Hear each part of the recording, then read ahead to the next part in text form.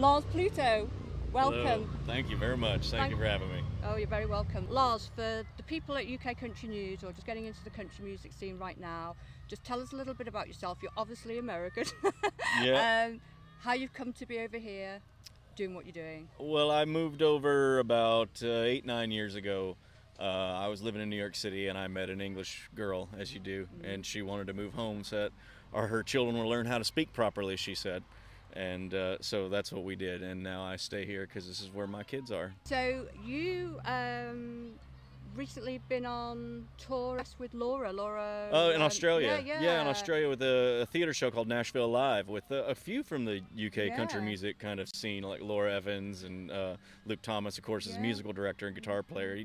They both are just, they're so great to be on stage with. Laura's so good. I mean, we sing Jackson together every night, and it's just like, I love watching her do Tammy Wynette.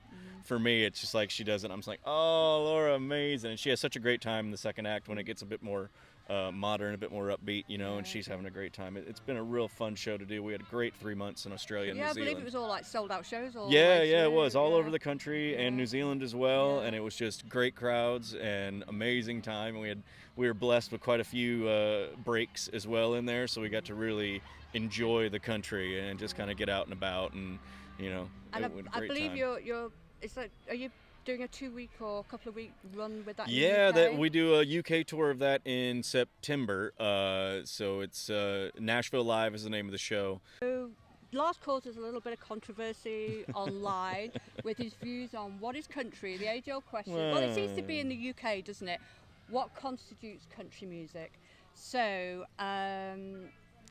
what gets you riled up about that?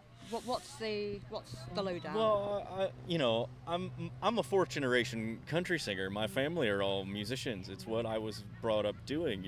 They hired my daddy to play bass for the family band in the mid '70s, and then my generation came along, and so I grew up in the beginning of my life and on pretty much every state south of the Mason-Dixon line, playing gospel and bluegrass and country music, and so to me it's almost like, if someone tells me something, and it's not that I'm against like country expanding or country taking on other aspects of other genres, but when someone's like saying to me that something clearly is something that already exists, it's not country reinventing itself, it's something else, whether that be a pop song or a rock song, tends to be one of those two, and then just saying for the sheer sake of marketing and for the sheer sake that in a country like the UK, country music is one of the fastest growing genres. So they're like, well, I don't stick out in pop rock, I don't stick out in rock music, so I'll go for the smaller pond of country, but they don't quite know what it means.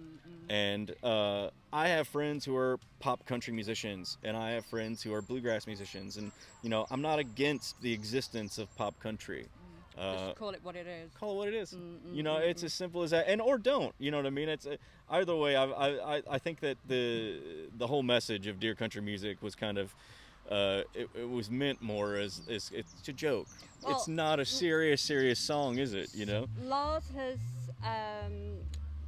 wrote a song. Basically, was it like a parody of? Yeah. What has happened to country music as we know it today in the UK? Now, just before I go on to other things, what's your views on the whole Nas X and Billy Ray Cyrus thing then? Oh no. Old Town Road. No, I won't be. No, it's not. That's not a country song, is it? It's what it is, and the country charts in America have been skewed for a really, really long time, and not really under the influence of people who buy or don't buy music anymore. That has less to do with it than more to do with the labels that are willing to pay for them to be on umpteen million Spotify playlists, and then you call that a day. And so that's how a lot of that works. So I think that looking for music that trickles down to what we might call like an alternative kind of country, kind of the East Nashville sound, like artists more like Margo Price and things like that. And don't get me wrong, sometimes the commercial acts come down that way, Ashley McBryde and Luke Combs. Like, you hear the country there. I hear the pop. Yeah, I hear the pop. I hear the radio-friendly pop sound. But you know what else I hear? Country. And it's something that you either hear or you don't. And it's and I'm not against listening to something that's not country. I don't listen to country music all the time. I just don't. But, you know. So do you think then, I mean, as I've been reflecting now with UK country news over the last year or so since we've been up, that artists, there's not enough, not say interest, but you can't make enough money just doing country. And so predominantly the UK market has always been like pop, really, hasn't it?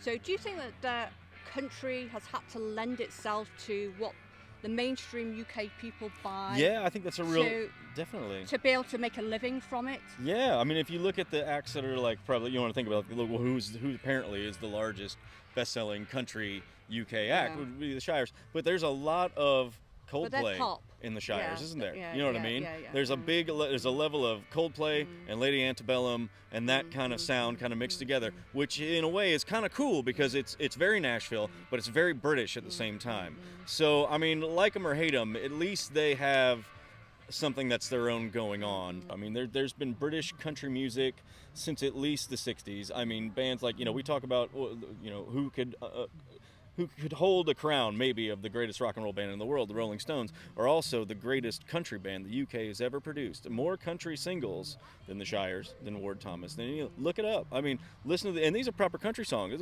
Graham Parsons played on this stuff with them. Stuff like Wild Horses, Sweet Virginia, Country Honk. Like, these are proper kind of that 70s Graham Parsons, Flying Burrito Brothers kind of country tunes that were coming out of England in the 70s. And then you have guys like Albert Lees, one of the greatest country guitar players ever, whatever side of the Atlantic you're on. And he's, just the loveliest British man you've ever met. He's a wonderful guy. Do you think that UK audiences are finally coming round? Yeah, I mean, here's the thing about country. It's like, I went through, it went through phases, even in America, where it's cool, it's not cool, it's cool, it's not cool, And I happened to be a teenager in the 90s at a time when country was not cool. And I was a southern boy living in a northern state. Okay, so you had to listen to Pearl Jam and Nirvana, and I did. I love all that stuff, don't get me wrong. And I had those, like, underneath my visor, you know what I mean? All those CDs lined up, all that Seattle grunge and kind of like mid-90s heavy rock. Underneath my seat, though, I had my secret Waylon Jennings, Merle Haggard stash of CDs that I would put in whenever my friends weren't in the car. The thing about country music is that it might not have as many fans, but when you have a country music fan, you have a country music fan for life. I've never known anybody who's fallen in love with country music who stopped listening to it. And I think that's a big difference between, like, there's a lot of guys now who love that grunge stuff. We don't listen to it all the time. You know what I mean? And of course, there's a lot of artists now, isn't there, that mainstream artists, pop artists, whatever, that are kind of, I guess, jumping on the country bandwagon, but they are really, aren't they? They are, yeah. I mean, the thing is, like, but, the popularity could wane again. It could be a fad, and that's fine. I mean, I'll still be here making country music either way, however popular it is or not in the UK. It'll never leave me. I don't really have much of a choice. We're in the studio right now. Oh, are you? Yeah, well, so we did the single release back in January of Dear Country Music, and it did really well. And so then since then, we've just been in the studio with Tom Wright, who's he and his band have taken the stage right now, and he and I have been working on the next Lars Pluto and the Reavers record. It'll be a full length. And it should be out hopefully in fall. Well, Lars, it's been lovely catching up with Lovely you. Talking to you as well. Just keep being controversial and bringing everybody it's to good account. Fun. It's just fun. Isn't it? It's just all fun.